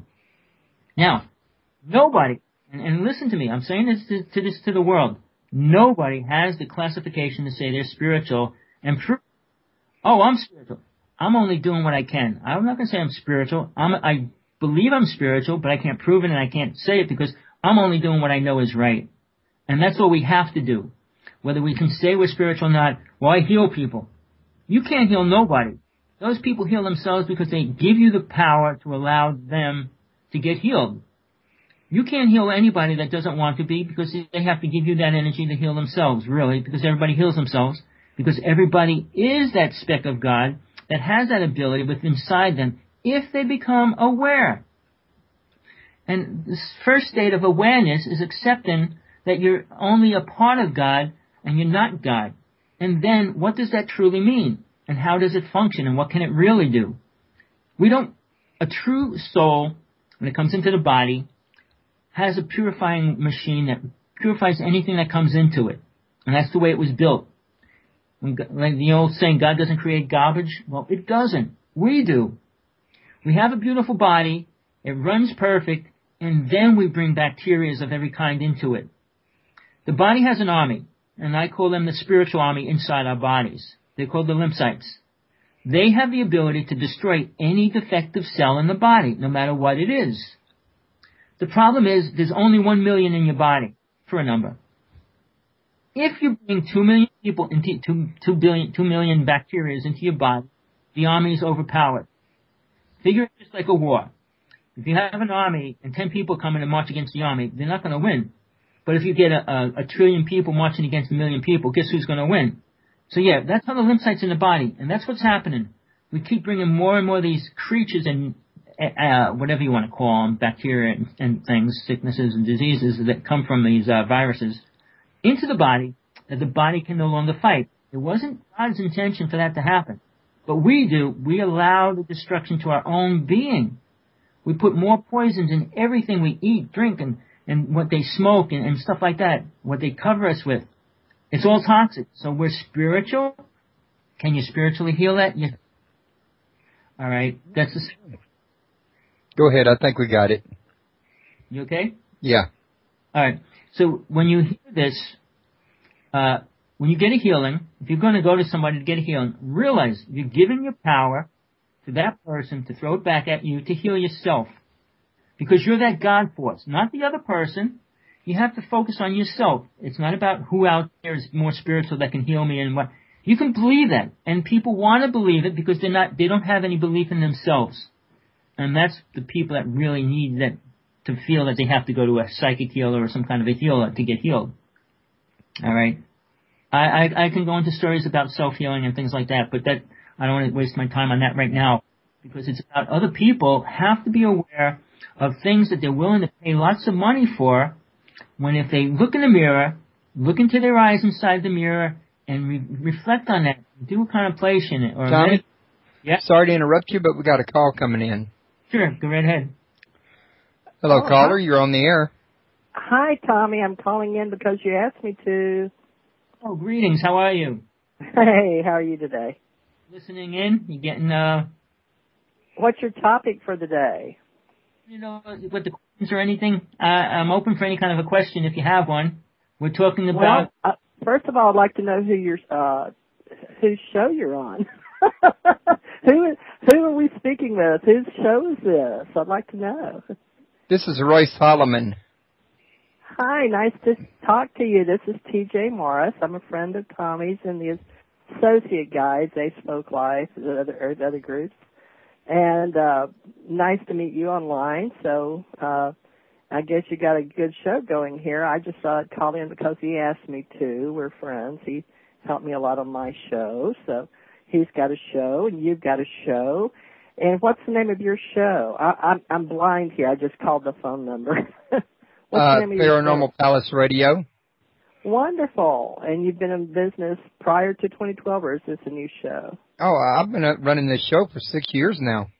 Wonderful. Congratulations. Well, I apologize. I was not in tune with you, but I am now. So, greetings. And, Tommy, I don't know what your subject is to ask you a question, but, I'll ask you a whole bunch of questions. I guess this is a paranormal radio show, and you're about spirit and paranormal. So is that your topics for the day, Tommy, or? It's spirit and religion for today. I think a new spiritual movement is what we titled the show. Today's show, I really cover just about almost anything paranormal. Actually, not almost, just anything. Okay, wonderful. Well, if you've been in business 6 years, we'll have to have you on our shows. Tommy's is Wednesdays and Sundays, and mine's Thursday and Friday. We've had one together 7 days a week with some other people for several conferences, including the former Pythagoras, but then Stargate to the Cosmos, and then, of course, the one we recently had, Alchemy event. So we'll have to connect you and link you to associate conference organizers and radio shows and all that. But back to your show then. I'm a caller, and I guess, Tommy, I would like to know your opinion of how we're going forward, because, I call it the Ascension Age. Everybody may have a different thing, but I've been writing about that as long as he's been on the radio show. So my thing is Ascension Age and the consciousness leaving your body and the soul, so the essence. And I would like to ask you how you would explain to the world. Is this syndicated globally? I guess it is, right? Yeah, it's worldwide. It's a internet radio show. I'm broadcasting it from my computer straight up to my website. Oh, interesting. Okay. Well, is that like Blog Talk or not? I'm not real familiar with all these radio shows these days. Yes, it is. In fact, my first 5 years I was at Blog Talk, and now I'm here going on my own. And but it's the same general thing. You listen to the player on the website, and there's a chat room you can ask questions. And as you can see, we got the call-in numbers. So this show is being broadcast live. Anybody at the website can hear it right now. And then it will be put in podcast form probably sometime tomorrow. Okay, so it's basically the same as Blog Talk. You just have to do a little more work, I guess, or something, huh? Not really. No? Okay. I mean, it's the same, but it's not really any more work. I mean, you still just come here and click on the player button. The only thing you got to remember is, like Blog Talk, they're the same way. The player does not work until the show is live. Oh, okay. Well, now, Tommy and I got to learn all that. The only difference between me and them is their show refreshes the page automatically at showtime and the player starts. Here, I don't know how to code it for that, so you have to actually refresh the page and click the player manually, but that's the only difference. Oh, okay. Well, I'll have to get familiar with your website, and we can talk about this new plan for the spiritual movement, and all of us, I guess, are the one part of it, since we have a body, a mind, and a spirit. And but basically, since I've died and come back, Tommy and I have been helping me with various etymology and epistemology of how we're going to move forward with languages, because the fact that I'm different, but when I'm talking to Tommy or anybody else, I'm trying to explain what's in my head or what I've personally experienced, and it's hard because I'm looking for, well, Tommy and I can tell you, we've had a lot of people on our shows, but some of them with various interests in the Taurus, which he and I were interested in explaining to people how the energy works, but also how spirit. But right now I'm looking at how, being that I had extraterrestrial experience in this life and government training in this life and dying in this life, how does that affect us, or me? I'll talk from experience, my personal experience. So I was looking how to, so the world wouldn't misunderstand, is that aliens and God and ET, and I was starting to work with my alien ET UFO community to make them understand. I personally don't, I mean, we're all aliens. If you listen to Ancient Astronauts last night, Georgios Tsoukalos said we're all aliens. We're all alien hybrids. So, Tommy, I did get to see Ancient Aliens again last night, so thank you for that. Tommy's been sort of, he helps us with keeping us updated on various things, that all of us that are busy doing other things or whatever, you know, helping other people or doing whatever we're doing, points of interest, you know, with the weather, statistics, what things are hot. You know, he's his own barometer, I guess. You know, he's had a lot of experiences, and one of his, a lot of his schools I've sort of gone through too. So we've sort of made a bond, and yet certain people, as you know, as a radio announcer or a host, a lot of people will be repelled or not like you. And some will just love you and be drawn to you. And it's a lot like crystals, you know, which is how, you know, we all have learned about crystals, or we probably wouldn't be talking on the internet today if we didn't have crystals back in the old radios and all that kind of stuff. I kind of figured how much somebody liked you kind of hinged on what you believed. What? I said I've often thought that how well the people like you kind of hinged on what you believed. That could be too. Yeah, in other words, whatever we facet into our truth. And that's another word, Tommy, can take you into a whole other world. When Tommy and I get together, we bounce off each other, and we're both, we just go, we can go all over the course. You know, it takes all kinds to make a universe and or multiverse or whatever, metaverse. And that's something he and I were talking about too. So I just called him because he asked me, or sent it to me and told me about it yesterday on his own radio show. But maybe there's something we can all do together, since you're covering paranormal and spirituality in the New World, which we don't want to say the New World Order, do we, Tommy? We want to say something. And because I was about ascension and coming out of the top of my head, and he teaches another way to come out spiritually and to look at yourself. I mean, you know, we have all the old New Age. And I just wanted to call it something besides New Age. And I was inspired, I guess you say, by my God source, my godmother, my higher, as high as I can go, to create the ascension world. And I've shared that with Tommy, and he's helped me build it over 6 months, you know, in cyberspace. And so, Tommy, what are you two guys calling your new spiritual movement? TV, if you have a question, could you listen? Because I was trying to get into a real complicated thing. Oh, sure. You bet. Yeah, in other words, hold that thought of the new spiritual movement. You're in the middle of something. You bet. Yeah, we got 30 minutes still remaining in this show. Is that going to be enough time for you, Tommy?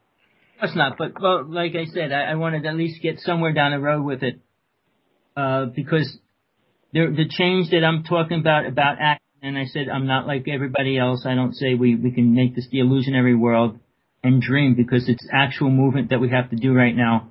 And the only change that we're going to see is the change that people are willing to get out there and do.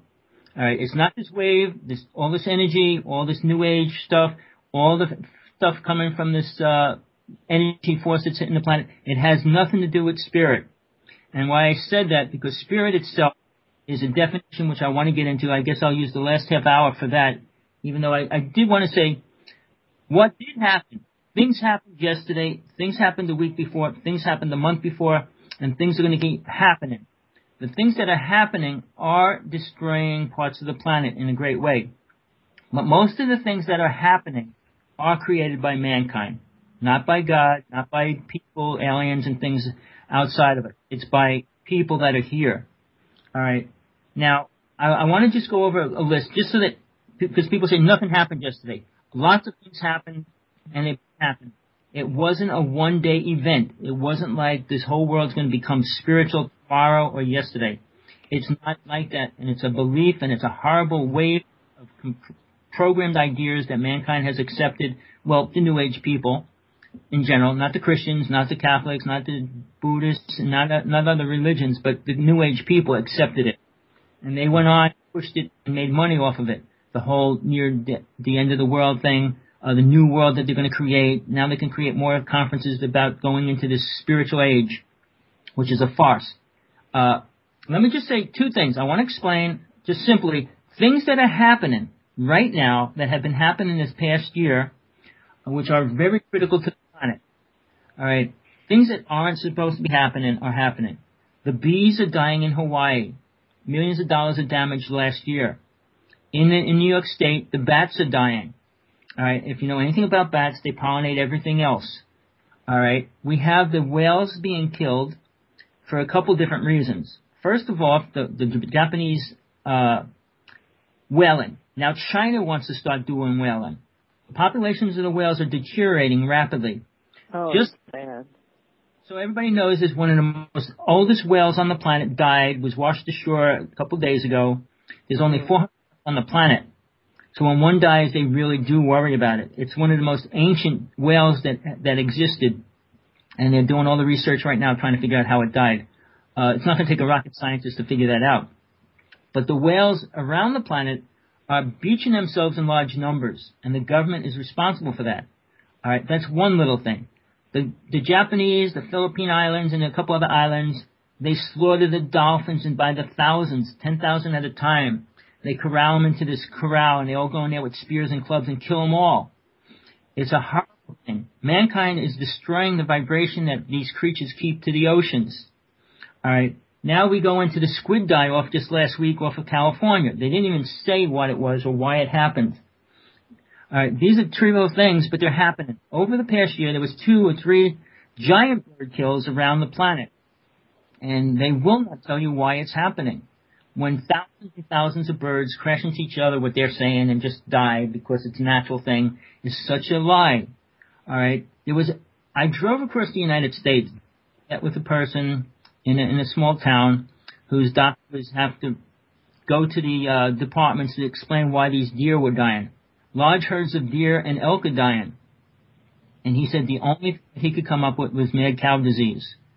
And Linda Moulton Howe on Coast to Coast said, well, they were in the water from a volcano, and that's what's going on. Another lie. I don't like people putting lies out there when they have no clue what's happening. All right? There's serious things going on every which way. All right? If we look at the storms, obviously everybody knows that we had the worst storms ever in history the past couple of weeks. Why is that? Because the energy is high. The magnetic fields are intense and increased. Not like it didn't happen. Everybody said, well, nothing happened. Well, the world wasn't destroyed yesterday, but we are not better off by any aspect, and we're not moving into the spiritual age, which everybody wants to move into. I want to fly with wings and stuff. Is that going to make it happen? No matter what I say and do, it's not going to happen. If you believe and dream, does it make it happen? Yeah, if you close your eyes and dream it. But you still open your eyes, you're still standing right where you were. You can't get nowhere that way. So yeah, we're a critical mass. If people know 900 people died about a week ago, all right, did people mention that? No, we're still talking about 28 people that were shot. Then we have all this week long of, we got to figure out why he shot these people, why people shoot people. It's not too hard to figure out with what's happening to the planet and the things that are going on are affected at every level. I started getting into why children are so programmed.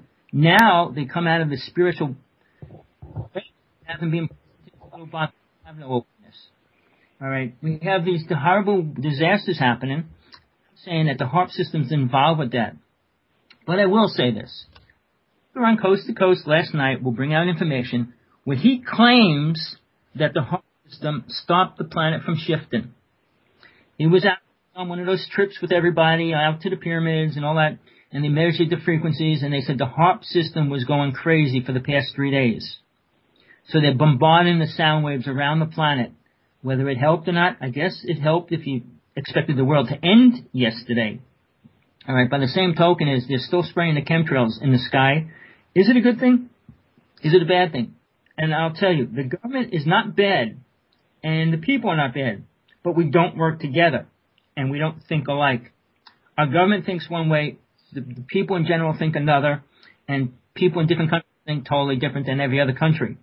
So there's a lot of different things happening, and it's not like there's any wave that's going to make everybody agree and accept anything, especially when it comes to spiritualism and love. All right. These disasters that are happening have happened for the past 6 months. I've been keeping tracks of the earthquakes. There was a 6.8 yesterday. All right. Does anybody talk about it? No. So yeah, there's things happening just because, and here's a saying that I wrote, out of sight, out of mind. If you don't know what's happening. When countries like Tibet and the people burning themselves last month and what's in these other countries, you don't hear it unless somebody brings it to your attention, and our government, our press and newspapers and stuff will not put it there. They will not put anything about the Native Nation on TV. The destruction and the war that's actually going on in like South Dakota or North Dakota and part of the Four Corners, you don't hear anything about it because there is still a war going on with the people inside the United States, and we're talking about being spiritual. And then if you mention spiritual, native things to spiritual people, oh, well, they got to get over it. They got to get over the white men taking their land, destroying their religion, destroying their belief, taking their food away, putting them on a reservation and hoping that they die. They should get over it. I need to get over their ego. Need to give back every penny they took from everybody that came to them to learn how to be spiritual. And that's the way we would move forward. We can't move forward. We keep these programmed ideas that spiritual people are going to help us. Everybody's a spiritual person if they want to be. And nobody else can make you that or take it away from you. Until each soul is willing to go inside themselves and really contemplate on the word spiritual, it might help. Now, let me throw this in there with that word, and the word is love. The definition of love in the dictionary is one thing. The definition of what it really means is another. And who am I to say what love is? All right, I had every physical experience of love on this planet, the same as I had all the spiritual aspects of what love truly means. When a world thinks that everybody could love each other, again, what does love in each other mean? And what does love mean to a couple? We don't even know how to have a relationship without having fights and separating, and we don't know how to create a relationship. We believe in having children, but we don't believe in taking care of them. We have these great concepts, and we're moving into this spiritual world where the world's It's overpopulated to the way we live. If we lived right, it wouldn't be overpopulated. Because there's lots of part of land on this planet that we could live in that we don't use. The same as like the native people who put on the worst parts of the planet in the United States that they could possibly put them on. So we have a world that's an incredible planet. But mankind has done nothing over the past 100 years to make it a better place. Tesla was the only person, which I said, worked with an alien, and he came out with technology that would have brought us into the place where we should be right now. All right, if you go into all these people that are telling stories about time traveling and all these other things, it's unbeneficial, it's useless to help mankind move forward. Because nobody's talking about the real aspect of what spiritual means, and the only way you move forward is becoming spiritual. Going back to Atlantis, like I said, the race that were here that was spiritual left because their vibration, they couldn't deal with the vibration here. They didn't want to. It's like saying if I put you in a box and put a straw in there and fed you through the straw, would you want to stay in there or would you rather get out of the box and walk around? So they were on this planet realizing that mankind in general was going backwards, which we still are. Just because we have better toys to play with doesn't make us spiritual. Just because we can travel through the universe is not going to make us spiritual. And if you don't believe in a God, wait till the government creates a way to get into these different, especially to the astral plane, what they're going to bring into this planet. In 96, I was working up in the vortex in New Jersey. And this is a fact. I had a friend that we went there 5 days a week, 4 hours a night, from 10 o'clock to 3 or 4 o'clock in the morning, sometimes earlier, sometimes later, but we were always there every other night, filming all kinds of weird, strange creatures, beings, entities, you name it. And why? Because it's all about the Montauk Project splitting the planet, splitting the vortex, allowing this energy to come into, which is allowing all these creatures to come into this world, also all these other races. These other races that shouldn't be in here. When you talk about interdimensional beings, New Age people will say all the good new interdimensional beings. In the past 20 years of the whole New Age movement, is there any proof of any God being, super powerful entity, super spiritual being coming to this planet and standing there? No, we have all these people claiming to channel these beings, telling everybody everything's okay. I'm sad and sick of hearing the stories that people push and shove and want to believe. I even a fairy godmother. Is it going to make me change into a pumpkin or a Superman? Obviously not. So belief systems are also useless. Spiritual truth is only attained by spiritual work and technique. And I will do a discourse, and I'll do discourses until I decide that as long as I can. I will start them after the end of this month if I keep my radio show going. But as far as here, anybody has questions, please email me about this because I will go into detail what really needs to be done. It's not a matter of like going through Mars or Venus or any of those other places, waiting for the Galactic Confederation to come save us. Ashtar Command's army's not going to come here and give us gold and make us all rich. I mean, you listen to these speakers, which I have been doing for many years, waiting for one to talk about truth. I say 99% of them put lies in their stories of what they're telling us as far as spiritualism.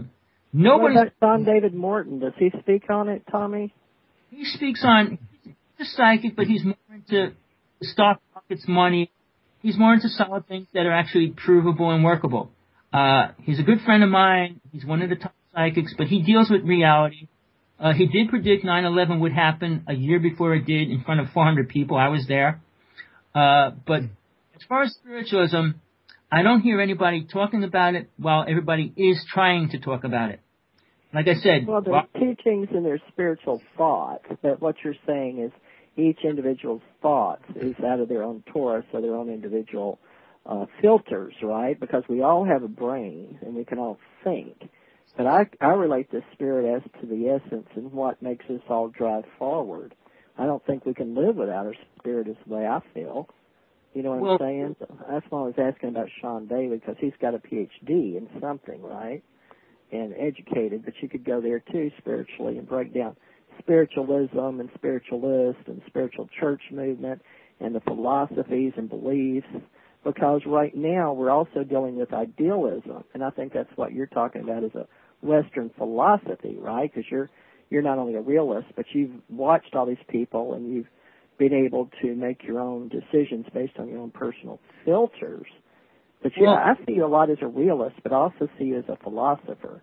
You're not really into religion, are you? Well, no. What I'm saying is religion's another word. Philosophy is another word. Truth is reality. Truth is if I cut your head off, your head's off you, you die. That's the truth. You can believe that you're still alive. You can believe that you can bring your head back on your body. You can believe a lot of things, but it's a belief. Religion given to 10 commandments that were given to the world to keep us in balance.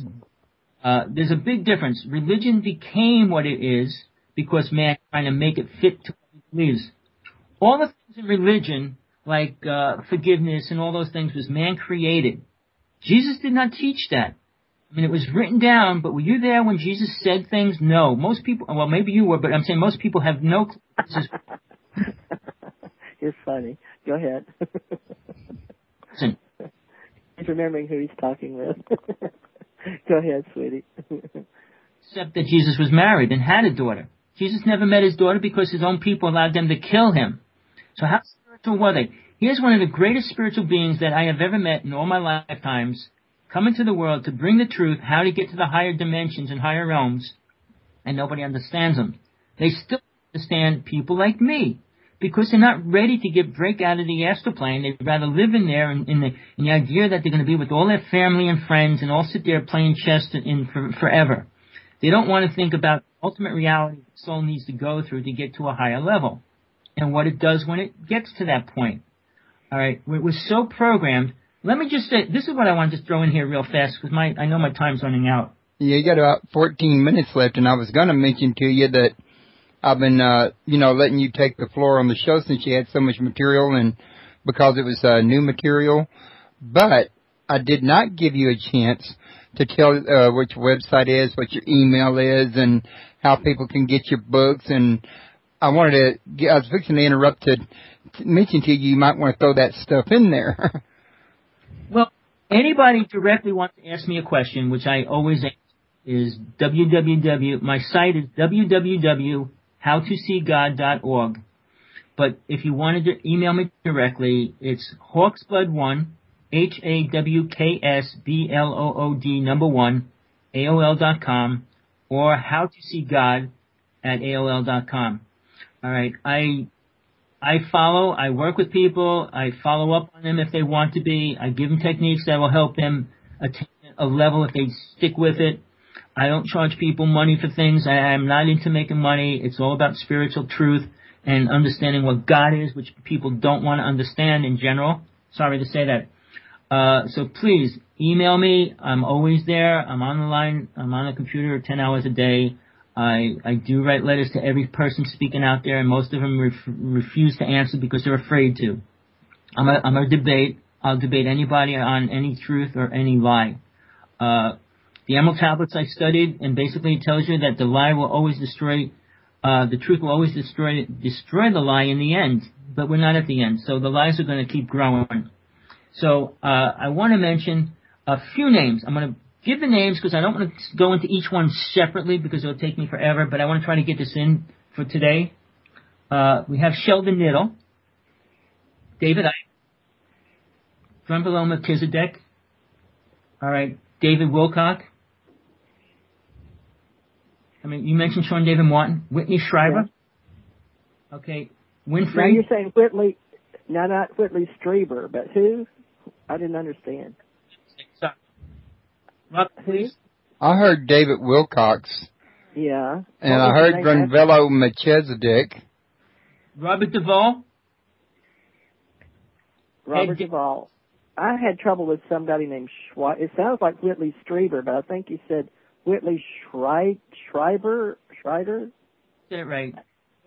What's happening is you're a little muffled now for some reason. James.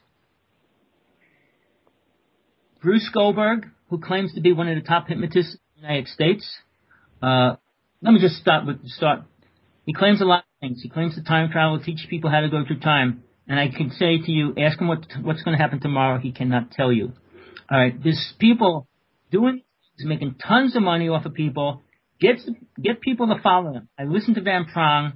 He was on Coast to Coast just 2 nights ago. Some of the stuff he said was right that I feel is right, and then some of the stuff was totally the opposite. He says there's no bad spirits, if you want to believe that. All right. He talks about, like, planet Earth is the kindergarten soul, which it is. All right. He says it's kindergarten for souls. Is that what you said? Earth is kindergarten for soul. He also said, okay, that souls, I mean, they're not bad and things like that, which is okay. I mean, if you want to believe that. But he says there's no such thing as possession. I have performed many. So for somebody that... You mean like the Catholic Church does? What are they called? Exorcisms? You do exorcisms? Well, now all churches are, some of them are doing, I should say, right? You're talking about demons inside someone like Jesus did and put them into the pigs? Well, I'm not talking about Jesus. I'm talking about present time. I'm not talking about anything outdated. I talked about the Pope before. You weren't listening. Okay. I wasn't on. To do exorcisms for people. All right. Bruce Goldberg's one of the people that claims to do a lot of things like that. So, all right, let me just say a couple more names. All right. Barbara Marx Hubbard, like I said, she's on the radio right now. They have a big show going on about how to move into this beautiful way that's here. Rebirthing, love instead of fear, positive future for all, raising the awareness. How do you raise awareness? What are you going to raise to? That we're here on this planet? That's the only thing you have to be aware of. To raise education, spiritually speaking, don't you believe? Because it's not necessarily mental or physical. Well, you can work on your physical, but your brain. But spiritually, I think awakening awareness is raising consciousness and ascending into your higher level of understanding. If this is a kindergarten or what'd you call it, a nursery or beginning souls, right? Let me finish that. All right. Mm-hmm. When you and you use the word a lot, you created the word, you cloned it a long time ago, but ascension only means one thing. It doesn't mean the multiple ideas and thoughts that people give it. Everybody says we're ascending and we're going through ascension. All right, there's only one way you do it. Jesus taught that. He was the only being that I know. Buddha didn't teach it. All the deities and stuff that I work with don't teach that. They teach you how to rise and travel in the worlds, but that doesn't mean you're ascending. You don't become an ascended master because you died. All right, ascension is only one way to attain that is when you let go of a physical body. You can't be in a physical body and ascend. Oh, I travel the higher worlds. No. Well, you can in a balloon. To where? You're not going to go to the higher realm. You're not going to go out of the physical realm is what I'm saying. This world is solid. The next world's more, this is the most coarse, solid density out of all the realms of spirit. It keeps getting less and less refined as being solid. So nobody can ascend in the body while they're still alive. To believe that is a delusional idea. Because your physical body, you can come up with a lot of thoughts and brainwashed, programmed ideas. But until the body lets go of the physical body, are they ascending anywhere? Well, you need to coin another word if you don't like mine, but really that did come from my usage, from my inspiration by my spirit and, my truth. But, you can coin it whatever you want, spiritualism, spiritual church movement, whatever. Idealism is a part of philosophy. So it really depends on, your genre, because, even all these speakers you talk about, I wouldn't put them in the spiritual community, really, myself. Would you? Sean David, David Icke, you think they're spiritual? These people travel together. They do the conferences together. They're on a cruise ship right now. All these people, they're all telling the stories of how we're going into this spiritual new place that we're not going into. They're all pushing this on everybody. All these people. I mean... Oh, I know what you're talking about. You're talking about people like Aurora Light, and they went down on that cruise ship, and they were going to be closest to Maya because he was supposed to return, or any of those people. That's what you're talking about. Not everybody has that kind of money, Tommy. You and I can't make those kind of travels. I think we're pretty spiritual. I can't even travel to the next city, much less state. Yeah, who can afford the gas the way they got us, So, yeah, I don't even have a car. Oh, bless your heart. Oh, my goodness. Well, see, so, and that's a point, Tommy. Don't you believe you could cover that on his show again? is that there's people that aren't resentful, but what you're saying is, I think what's happening is you're raising a flag or a sword bearer, or you're a freelance speaker, because you seem to have some kind of upset about all these people making money about and using the New Age movement. I think is that where you're going? Because I felt like that door was closed yesterday, and we're moving forward. You know, and I call it the Ascension Age because I see it as an educational process for the body, mind, spirit. I don't know how you explain. Well, what would you explain this new epoch? You know, we closed one door, one chapter in the Book of Life. What would you like to call it? We only have a few minutes, so TJ, let me just say this. All right. Let me say this because I have to get this out before the show ends. All right. Now 2012-21 is over. All the prophecies and all the false prophecies are not over. They're only starting because everybody that makes money on people have to come up with something else to sell. So the new thing they're going to... I'm sorry, that's funny. Okay, excuse me. I'm sorry. Go ahead. And all they're going to sell is this spiritual rays of energy that we're moving into. They're going to brainwash, tell everybody that it's there, and they need to work to get to there.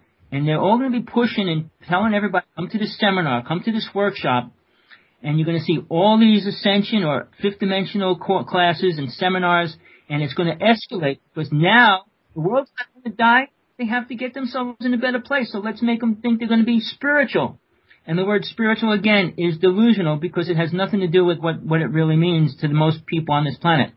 Well, we know it's not going to be religion. It's not going to be philosophy. So how about an association of people that like to kindred spirits, like you and me and this guy with the radio show? We all have radio shows. We're obviously trying to help something, and it's a movement of energy to a higher place. But, you know, if it's not ascending, then we're stuck. You know, is the way I look at it. We need to be motivating our energy somewhere. So what do you want to call us, educators? I'll go with that. You're an educator. TJ. Yeah. All right. Problem.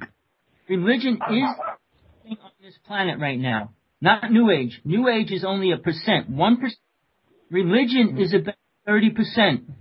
Can't say anything against the religion because it's still the most powerful force on this planet. There's more Muslims. Okay. There's over 2 billion people on this planet that are that. In the New Age world, I said it before, and you didn't listen to that. There's only a small minority of a percentage of people that are brainwashed into believing New Age is a word.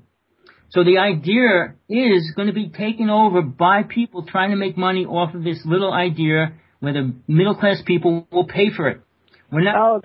I'm seeing some things on my email, and it's being barraged by Alfred Lambermont Weber and the Fifth World. So, and then after Ancient Aliens last night, I mean, they know it's going to have to be something.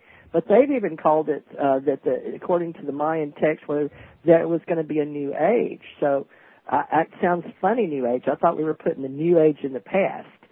So you're going to have to come up with a new word or something. You know, so what you're saying is over time, something else will catch on. But you're looking at it as a product, not necessarily a service. Is that what you're saying? They're going to need to survive somehow, these friends of yours. TJ, you're losing what I'm saying completely. These aren't my friends. Not one person that talks about spiritual really is my friend because they don't know what they're talking about. Unless they talk about God, they're not talking about anything spiritual. If you're talking about the way we live, we can't live like God because we are not God. The whole concept that we're moving forward to somewhere, we're not. We are the same people. We will be the same people in the next 1,000 years. The people that leave and don't come back will become spiritual beings. The people that come back will still be the same people that are still here from the past 100 lifetimes that they were already here doing the same thing they're doing right now. Well, hopefully that's what Ascension's about, is learning to be better than. So you don't keep doing the same thing over and over and over, which we talked about past life recall. So spiritually, you're here with a soul purpose, just like the rest of us, right? And that's a whole other show you can go into, is what is your soul purpose for being? I think it needs to be. I just show that we got 1 minute remaining, and then this thing starts a whole entire new MP3. Yeah, well, thank you. I'm going to get off, and you can discuss that with Tommy in the future. But, Tommy, glad, and also you and I'll be glad to have you on our show, and all three of us can get into the new MP3s. I'm going to let you guys go. Thank you for the chance to be here. Thank you, Tommy. Bye. Okay, folks, since I don't want to start a fresh MP3 because of that emotion, I'm going to end the show right here, and I'll talk to Tommy for just a quick minute afterwards.